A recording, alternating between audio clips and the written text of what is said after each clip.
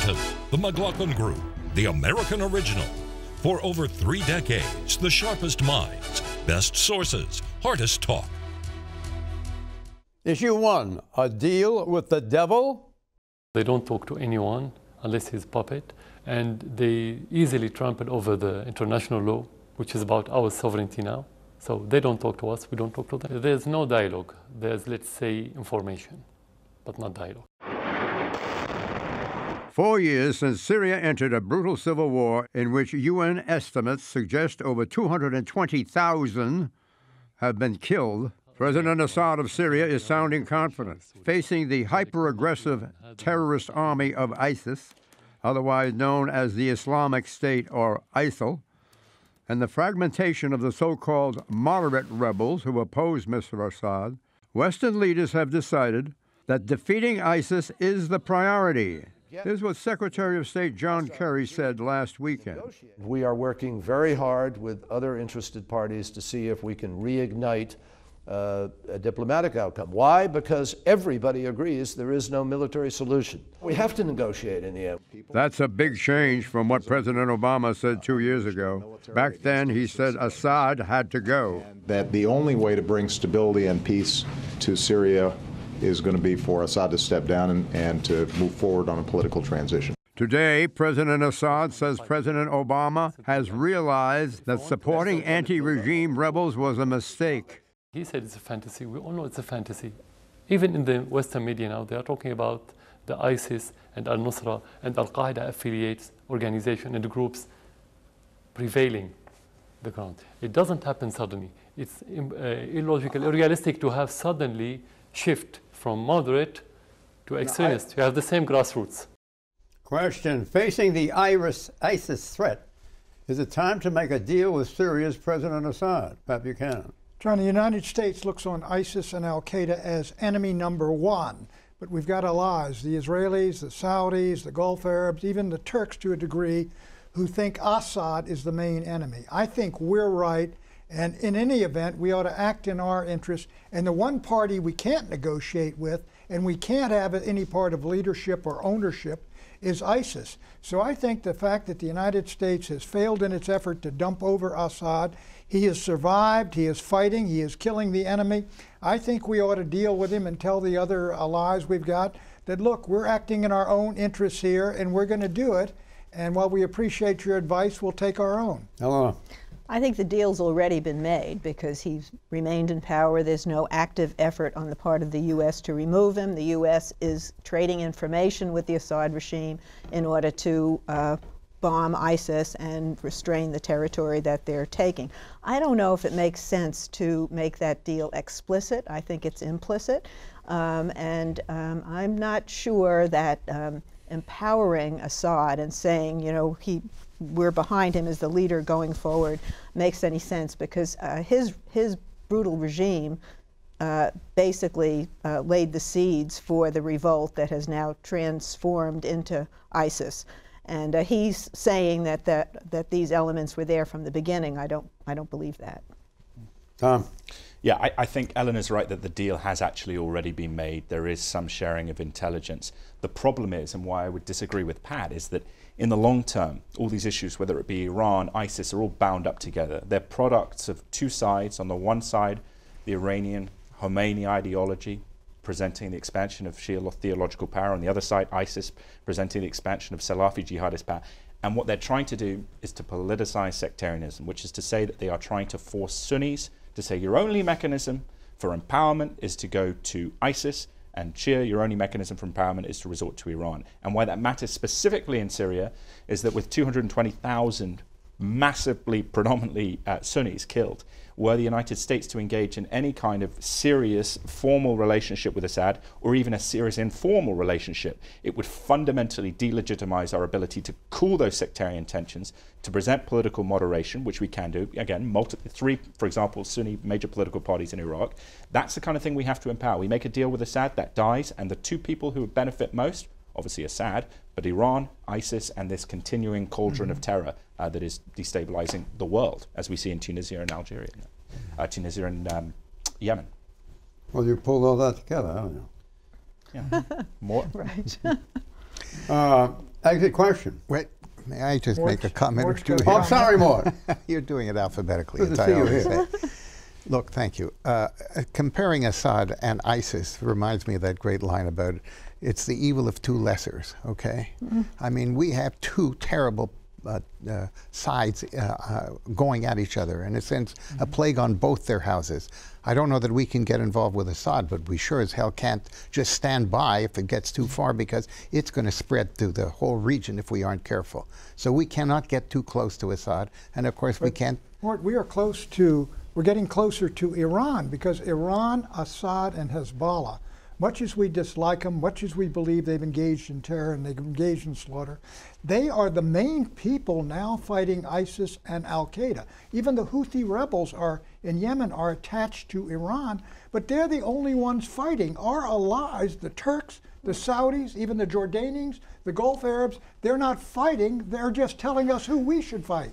Well, I think that's a fair comment, but at some point, okay, the Saudis and the Jordanians, et cetera, who are, frankly, our more natural allies, they'll be turned on by ISIS Syria. is after them. But Iran is and so more will after Iran them. be. Yeah. Iran is going to be, in my judgment, the longer term, more dangerous opponent for our interests in that part But of the this world. isn't the Assad first time. wins. This isn't the first time that we have shared interests with countries that are considered enemies. After 9/11, Iran actually came to the aid of the U.S. So I don't think we should act as though this is the first time ever. And if you can't agree on every subject, you can't make an alliance. And I think Pat is taking a kind of pragmatic approach with this, and I respect that. I think the difficulty is we have to, if we're being honest about it, okay. But the problem is we have to admit and accept that Iran is not interested in defeating ISIS. They are interested in defeating ISIS as a precursor to taking control of Iraq. right. They have displaced the Iraqi. They've got Iraq. We gave it to them.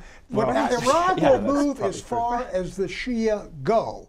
They are not going to move into Sunni territory. The reason I'm less concerned about Iran is the Shia are only about 10% of the Muslims worldwide. But The you rest see what of they're the doing world, in Mosul and Tikrit now. Well, That but they look, are, which when is they go Sunni and into Kurdish. when they go into Mosul, they're going to be in Sunni territory. That's why I think they're But somewhat Tikrit is Sunni, and the Shia militias there have been massacring people. The Sunni nations are happy to hold our coat while we do the fighting, and there is something wrong with that picture. Would President Assad be a reliable ally in the fight to eradicate ISIS? Yes or no? Pat Buchanan. He's doing the fighting now, but I do agree. I think Assad's reign is temporary. The Assad family has not got a long-term role in Syria, but right now they are a de facto ally of the United States in the war against ISIS. Yeah. Helena. They're an ally. I don't know how enduring any alliance is in the Middle East, but for now they'll work. Tom. No, they can't be an ally, and the way to do it, unfortunately, and is inherently messy. And I accept the criticism on this. You've got to throw arms and money at the Sunni tribes in Deir ez-Zor, Anbar, northern Syria, and you have to roll the dice there. That's how bad this is. But that is inherently messy as well. So I'm just saying that, but I accept that is not a clean cut. That carries counterterrorism ramifications. But. Yeah, I don't see how we can get too close to Assad, because there's still a lot of other communities in that part of the world who will basically not trust us at that point if we do that. I'm not saying we have to just ignore everything, but I just don't see us getting closer to But who wins Syria. if he falls? Who wins if he falls? If Assad falls, you get ISIS in Damascus. And that's why you've got to get those other Sunni rebels to But the be question is empowered. when, okay? Let him work, with ISIS for a Attrition. while. Let's have a level of attrition and then see. Don't forget, the McLaughlin Group has its own website, and you can watch this program or earlier programs on the web at any time from anywhere in the universe, especially black holes. At McLaughlin.com, could anything be easier? McLaughlin.com, or more groovy. How's that, Pat? Issue 2, a balanced budget? For 53 of the last 60 years, the federal government has spent more than it has taken in. 53 of the last 60 years. It's unacceptable. To this day, now in his 7th year in office, the president has never proposed a budget that balances. Our budget will balance, but it's also about growing our economy, growing jobs, and building economic strength for our future. Speaker of the House John Boehner unveiled the Republicans' 2016 budget proposal on St. Patrick's Day. To those who are worried about runaway federal spending, It's cause for celebration. Over 10 years, the GOP budget will cut $5.5 trillion in spending, resulting in a budget surplus of $33 billion by 2025. The proposed savings are far-ranging, from consolidation of 92 anti-poverty programs to giving states control over food stamps and Medicaid. The GOP budget also includes spending cuts from repealing the Affordable Care Act. If enacted, federal spending as a share of gross domestic product will fall to 18.2% from today's level of 20.3%, and sharply below the 22.3% it is projected to reach by 2024 under current spending. The budget retains the controversial 2011 spending caps known as sequestration. But to bolster defense in an uncertain world, it increases the Pentagon emergency fund by $94 billion next year. President Obama was quick to dismiss the GOP proposal, quote, "It's not a budget that reflects the future. It's not a budget that reflects growth," unquote. Separately, the GOP Senate introduced its own budget this week. For the Republican proposals to become law, they will first have to pass each chamber and then be merged into a unified bill. Under this process, known as reconciliation, Senate Democrats could be bypassed on the plan's most controversial plank, the repeal of Obamacare. Question: can the Republican Congress put federal spending on a path towards a balanced budget? Helena Clift.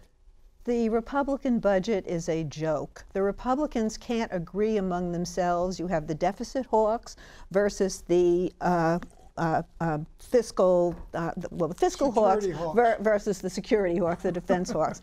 And they couldn't even get it out of committee last week. The majority leader, Kevin McCarthy, was on his cell phone after midnight, and they couldn't even hold the vote. You have Republicans themselves saying this budget is a joke. So they can't agree. They're headed for the same kind of meltdown on this issue that they've headed for on every other issue. And it's unconscionable the way they cut food stamps, all the programs that help people. At a time when we need to invest in this country in education, building a workforce, climate change, interest rates are low, money is practically free, and all there. And they're obsessed with cutting the deficit, which has come down faster in the last 6 years than at any time since after World War II. What this budget is, ludicrous. what I would, the Senate budget, House budget, Obama's budget, what I would do if I were the king. That's what it is. Look, what the Republican House budget, they cut food stamps, they cut Medicaid, slash that, and they get rid of Obamacare. Ain't gonna happen. As Eleanor says, the real interesting battle here is in the Republican Party between the security hawks, who want to break the sequester caps and spend more security because they got a lot of new wars in mind, and the fiscal hawks, the Tea Party, who want to keep the sequester on there and squeeze this budget down till it gets to about 15% of GDP or something. And this whole thing is going to be worked out later in this year, and it's going to be a big mess on October 1. Right, and they're not going to get any Democratic votes for this. No, and it's not clear they can get enough Republican votes for whatever version they produce. But one of the positive things about this, and I agree, there is a lot of convoluted, there is a lot of discrepancy between the Senate and House side. I mean, McConnell and Boehner, they have their own interests to deal with. But to some degree, it faces up to the fiscal reality, which Democrats have systematically refused to face up to, is that interest rates are not going to stay low in the future. That the pain when they go up is going to be disproportionately on lower income people, because it's going to make it harder for them to take out loans. It's going to make them harder to pay back. But at the same time, entitlements. Again, the CBO budget curve, I've said it before, I say it again, 2018, it goes up again. But entitlements without reform are going to explode, and they're going to destroy my generation, and we're going to have nothing left. I talk to my friends. None of my friends, Democrat or Republican, really think we are going to have Social Security or Medicare. We have to reform the thing, and it's going to take it is going to take painful cuts. My generation's doing fine. Yeah, well, exactly. And you know what? And Marx is doing okay. But, Okay, the national debt. The national debt is now over $18 trillion and rising. That's $56,645 per citizen, $154,113 per taxpayer. Left unchecked, the Congressional Budget Office says that by 2025, the debt will be over $25 trillion, equivalent to 77% of our gross domestic product. Okay, the exit question.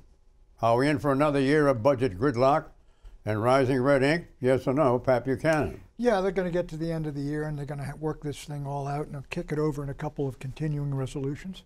And it will be just more evidence that having a Republican-controlled House and a Republican-controlled Senate does not mean they're going to get along and they're going to get anything accomplished. Gridlock worse than ever. Well, what do you think, Tom? Well, let's see what more. No, I think this is going to be a very serious matter at some point. I don't know exactly when. But there is a lot of opportunity here for the Republicans, in my judgment, to make some tough decisions and show that they can govern. You can never get away with something like this without paying a price. But there'll be something to gain if at some point they can face up to this kind of a challenge and do something about it that makes reasonable sense. And this you do not see yet. Where do you get Obama to sign it? Even if he doesn't sign it, okay, it'll be shame on him, and it'll hurt him politically, in my judgment, and it'll help the Republicans. Well, it's not all based on that. If you're the Republicans, you also have to think about whether or not you can establish your credibility as appropriately being able to govern. Let's say the big issues are Social Security and Medicare. Right. That's the Republican core constituency. You want to freeze both of those? No, but the core constituency in 2012, you know, what is, and credit to them, they actually care about the future generation of the country. They're willing to do it. Their budget calls for repealing Obamacare, and they keep all the savings in Obamacare. They don't do anything to replace it. That is ludicrous. You're right about that. They add another $2 billion to the emergency fund, but they don't offset it. That's a gimmick. It's full of gimmicks and hypocrisy, and there's no. The president's budget is a proud gimmick. The whole State of the Union was a gimmick. There's no evidence that they are going to be able to govern. Again, there are these, you know, huge loopholes in it, and that's very disappointing. I wish we had Paul Ryan still going, because at least his sums added up, and he would go. He was full of loopholes too. No, but you know what, Pat, Paul Ryan in Congress had a lot of respect with Democrats who passionately disagree with him, but they at least said, you know, he's honest about it. And there is some dishonesty here, quite a lot of it. But the problem is, and again, it comes down to those sums. I do worry about the fact, unless we're willing to address these things, you know, the president seems to think money grows on trees. Right, and he says we need infrastructure. Yes, we do. Well, Republicans, we need more revenue as well. That's right. But at the same time, we have to be honest about the fact that we have no money and that we have to have major hard reforms. Takes the case. The president thinks money grows on trees. Why don't you try to back that one up? Well, by his State of the Union, that he says he wants all this infrastructure spending, and he doesn't want. He says we can raise tax on the rich. wants to invest in the country, in we don't have any people, in money. education. And whittle down the long-range deficit gradually. Go to most responsible economists. They say and Republicans used to say, let's grow our way out of this. Yeah. Eisenhower's highway system. There are ways to spend money that benefit the country. And austerity has worked in the UK, which is the big debate. Why is the UK growing at the greatest rate in Europe? Austerity has been a disaster in Europe. What?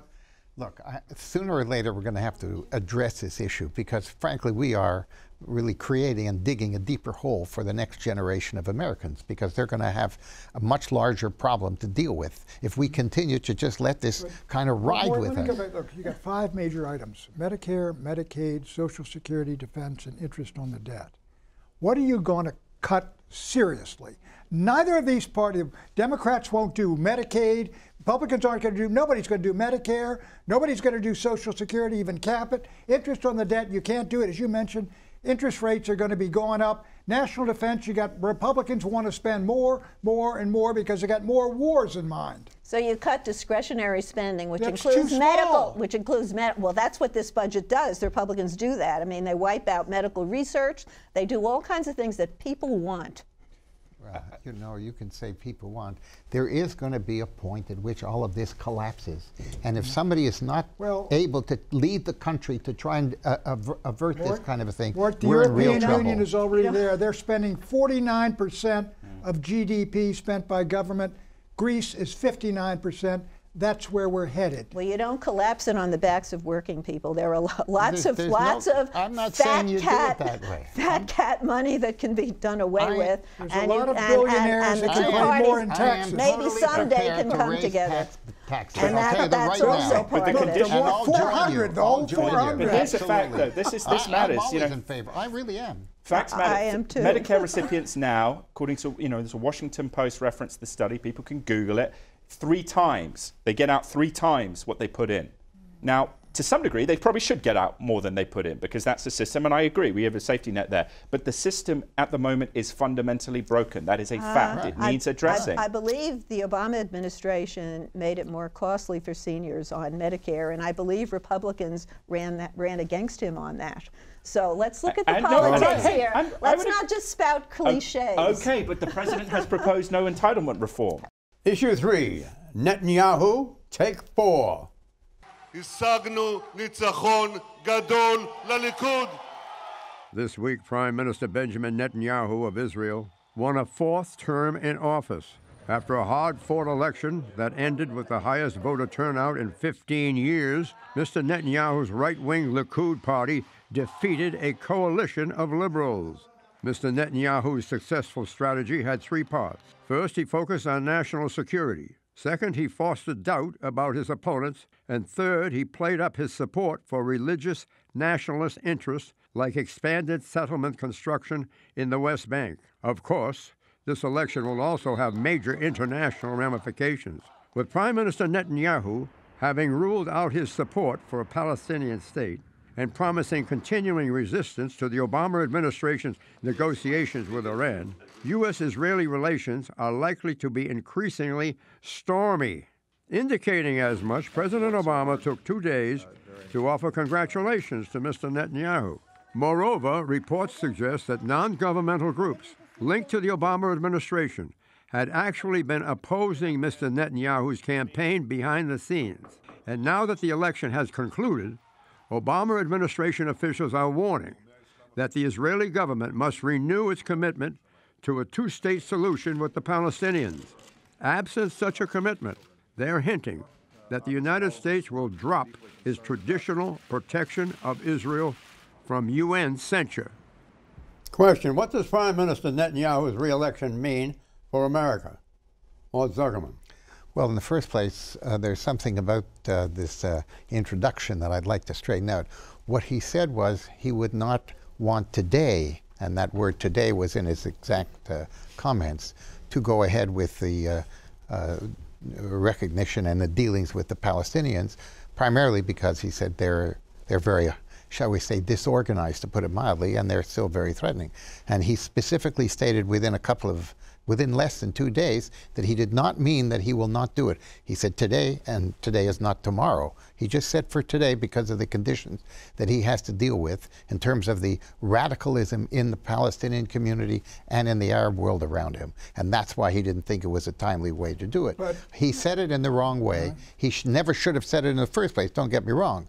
But let's not misunderstand what he said. Well, he said what he needed to say to win, and then he walked it back. So I guess you can kind of understand why he did it. He did what he had to, and now he's in the process of walking it back. The difficulty is going to be here, to what degree can the President Obama, he took a couple of days to call Prime Minister Netanyahu and congratulate him, which is a sign of the deep mistrust between the two men. With the Iran deal beckoning, or not beckoning, but certainly the timeline coming to a closure, it's going to be, the defining point will be, how does Israel react to that? How do Republicans reflect Israeli concerns? And how does that then interrelate with President Obama's priorities? So I think there are stormy weather ahead. Well, I think the president is obviously going ahead with the Iran talks. I mean, they're still very tricky. It's not just the U.S. and the Ayatollah, it's 5 other world powers. And I don't think, whether Netanyahu likes it or not, that he doesn't have the veto power over that. But the political ramifications of this, Speaker Boehner is now traveling to Israel.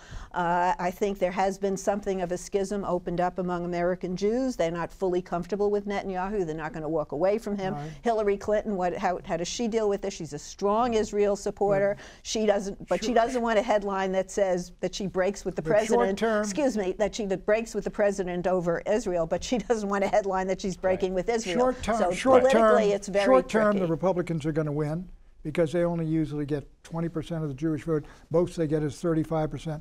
But I think there's a lot of American Jewish folks who share Netanyahu's view about the crisis they see in Israel, and Republicans will be seen as their friends. Dumont? Well, I do think that this is probably the most forthcoming the Republicans have been to Israel And the Democrats are really sort of undermining it. But I think Bibi understands exactly what the politics are here, and he will be able to accommodate it. My concern is that this administration, it's a personal thing to them, not just a political thing, okay? They just don't like Bibi. So I think that is something they're going to have to get over. Predictions, Pat. The first casualty of the U.S.-Israeli conflict, John, political casualty, will be the Israeli ambassador Ron Dermer, who set that deal up with John Boehner behind the back while the Secretary of State didn't know anything about it and the White House didn't know anything about it. I think the Israelis will recall him as ambassador and replace him. Really? Mm-hmm. What did he do wrong? He did something right for Netanyahu, but it was wrong for Obama, and I think the Israelis want a better relationship. Well, that would Netanyahu take care of him? Oh, sure, they'll take care of him. He didn't do anything wrong from their standpoint. Yeah, but that would be a real olive branch, wouldn't it? Yes. Yes, okay. Loretta Lynch, the New York prosecutor, will be confirmed as Attorney General in mid-April. In the meantime, Eric Holder is enjoying his extended stay as Attorney General, and he will keep pushing the envelope, especially on civil rights, until the last minute he serves in office. Tom. Jim Webb will be increasingly talked about in the coming weeks as a prospective challenger to Hillary Clinton, a serious challenger, because of the difficulties Mrs. Clinton has had both on the email issue and her sort of public presentation. Gasoline prices will go below $2 a gallon, given how our production of our own natural resources is continuing to go up. I predict for the fourth year in a row, early signs of strong economic growth might make a comeback this year, will peter out by spring. In the past several weeks, key indicators have started dropping, heralding another economic stall out for 2015. Bye-bye.